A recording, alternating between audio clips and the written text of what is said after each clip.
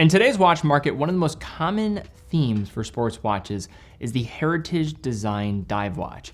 And if you have between $3,000 to $4,000 to spend, I would argue these watches that we're gonna be looking at in this video, going head to head, are among the best. What we have is the Tudor Black Bay 58 versus the newly released Longines Legend Diver 39.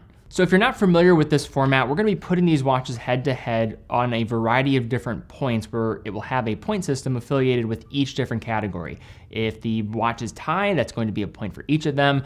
Obviously, if one brand wins out in a category, they get that point outright. Then at the end of the video, we will count up and tally up all the points and then determine a winner, and then just close with some final thoughts as well that are a little bit more nuanced when trying to navigate this buying formula and equation. These are two of my favorite dive watches on the entire market, so I'm excited to see them go head to head. Also, before we jump in, two helpful articles will be in the description down below. One will be a guide to Longines's history of over 190 years. We also look at, in that article, some of the key wristwatches and contributions to horology, including aviation timekeeping, like producing a watch for Charles Lindbergh, as well as some of the highlights of their modern collection. So if you want to get a sense of the brand, understand more of their history, which I would argue is one of the most underappreciated in all of watchmaking, you could check that out. Also, we'll have a Tudor Black Bay 58 overview. In that overview, we have hands-on photography with every single Black Bay 58 model. We also get into history and the tie-in to the Tudor Submariner family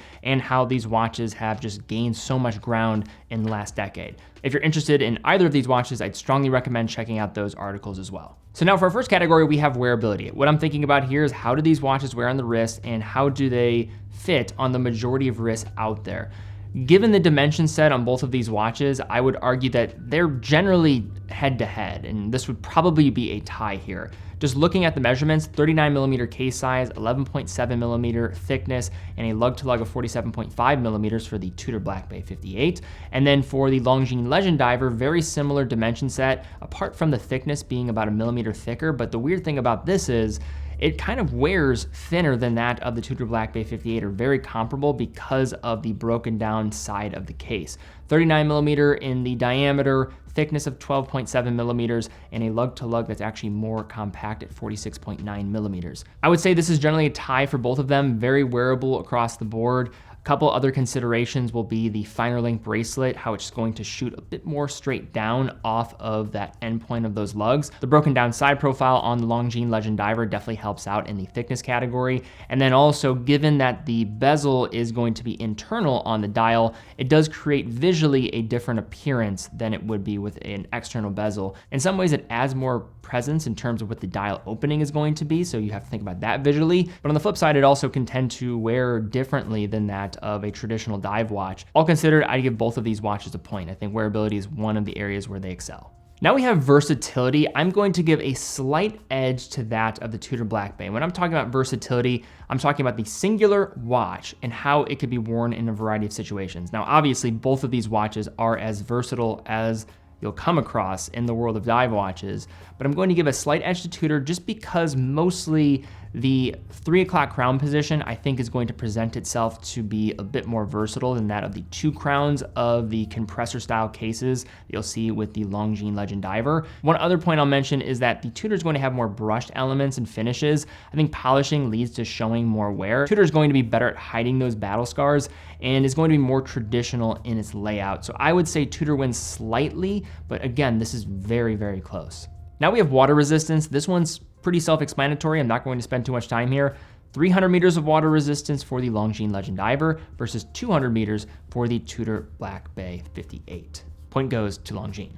Next, we have case and dial finish. I'm going to give this also a tie, but for different reasons. For me, the Tudor is going to look a bit more elevated when you're looking at the dial itself.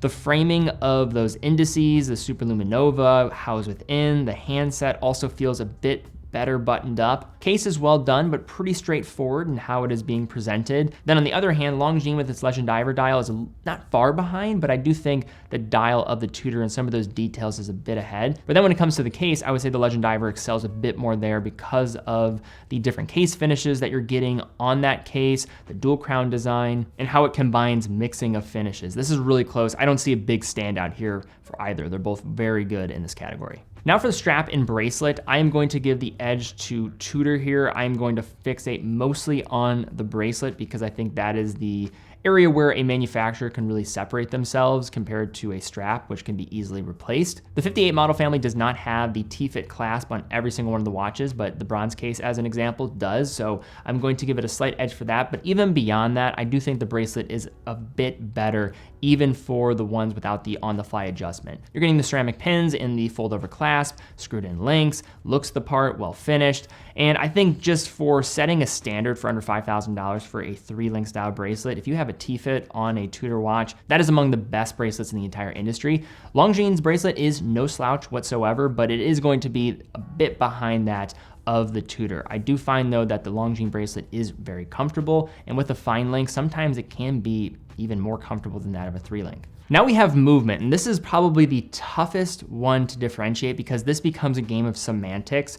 But previously, I said that this was a tie when comparing Tudor and Longines movements, and I would say in this case, I'm going to just stay consistent with that classification. If you're trying to play the game of semantics with in-house movements, we can argue this all day, but if you just break down these movements and what they're providing to a consumer and an owner of these watches, I think what you're going to notice with both of them is they're going to deliver on a lot of the same points. When it comes to Longines, we have the L888.6 caliber on the inside. This is a 25,200 vibration per hour. So this is a 3.5 hertz movement. That is 1 point of differentiation.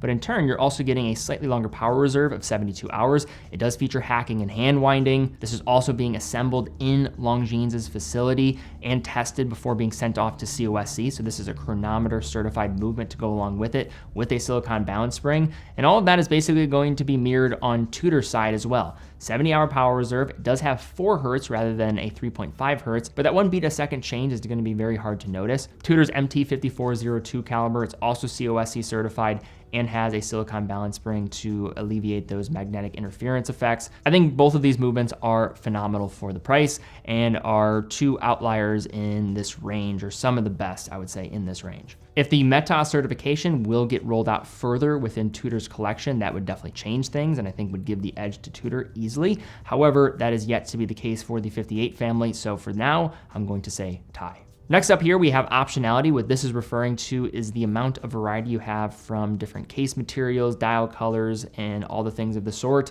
This is only going to be an issue at the initial acquisition of these watches, not when you're actually owning them, but it is still nice to consider, and for this, Tudor's going to win. Tudor has more variations within the 58 family. You have the navy, you have the bronze case variant, a black dial, original model released in 2018, you have the silver version and gold, so variety of different case options and dial colors to choose from, whereas the Legend Diver is going to have a singular case material as well as only having 2 dial colors to choose from. You do get a couple different strap options, but when it comes to Tudor's 58 family, you also are getting some different strap options for each one of those individual models. Tudor gets the point here.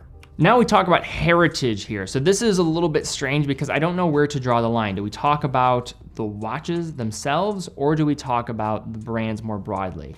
For this case, I want to talk about just the watches themselves, because if we're talking about just the brands, it might be surprising for some, but for those that know, understand that Longines would absolutely dominate here. Longines had 100 years of watchmaking under their belt before Tudor even produced a watch. So I think that has to be considered when going into the equation here. But if we're just referring to the watches themselves, Tudor gets the benefit of being affiliated with the most iconic dive watch of all time with the Submariner. Tudor, of course, playing a huge role in the early production of dive watches in the 1950s. So they, when looking at this isolated idea of the Submariner, the Black Bay collection also being one of the most important collections in recent history in the last decade, I think that allows it to get closer to that of Longines. If we're talking about brand history and heritage, Longines wins, but if we're talking about both of these watches alone, I think they probably end up being more of a tie. This is probably the most nuanced of all those subjects on here, so it kind of just depends on where you want to slice this one. But then on Longines' side, apart from this incredible history that they have,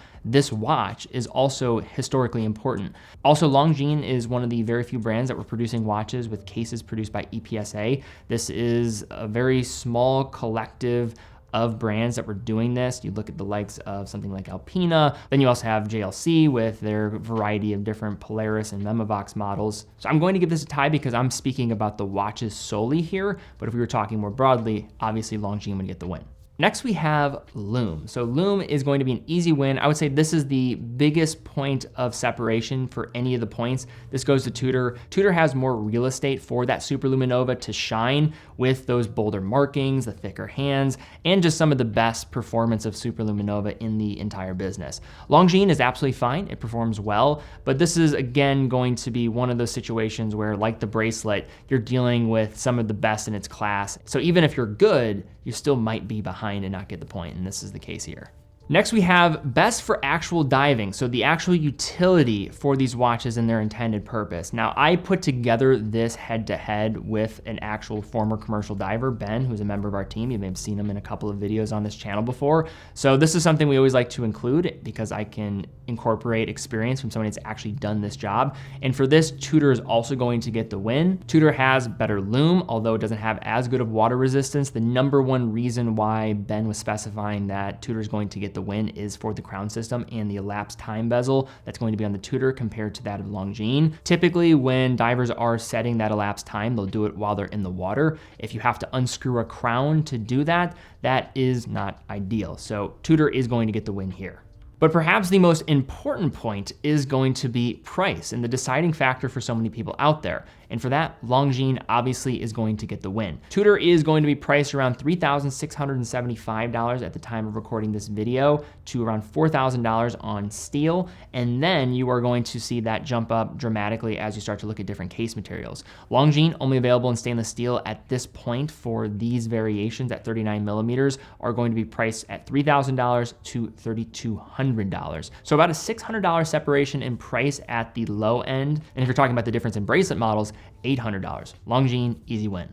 So to conclude, with all the points being tallied, Longines comes in with 6 points versus Tudor with 9 points.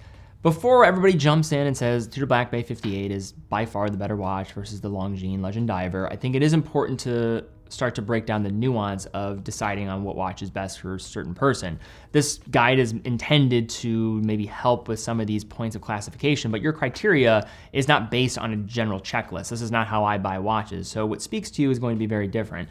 A couple things I'll mention: if you are somebody that wants to get into the Submariner DNA, you like that side of diving history, obviously the Black Bay 58 is going to be the watch to go for. If you're somebody that likes the compressor style or the super compressor style cases of the mid 20th century, then obviously Longines is going to be the way to go.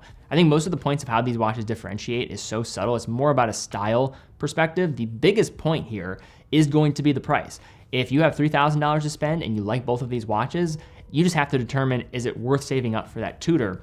I think in many ways, the Longines is delivering a ton of watch for the money and is a different style compared to what we've seen with the 58 and so many other dive watches out there. I think it's a bit more unique in its approach that also is tied to this brand's rich history. But the same can be said for the Tudor Black Bay 58 and now becoming really an icon in modern watchmaking for what it's done in the last 5 years that it's been on the market, which is crazy. It's not a lot of time.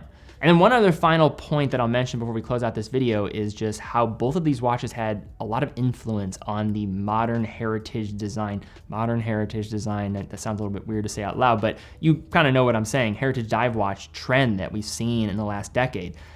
Interestingly, Longines came out with the refresh of the Legend Diver in 2007. That's about 5 years before the Tudor Black Bay came out. So both of these watches, very important, and it'll be interesting to see how they will continue to track in the coming years and how people are navigating maybe this decision of putting these two watches together. But all right, guys, that's my take here, looking at two of the best heritage dive watches going head to head.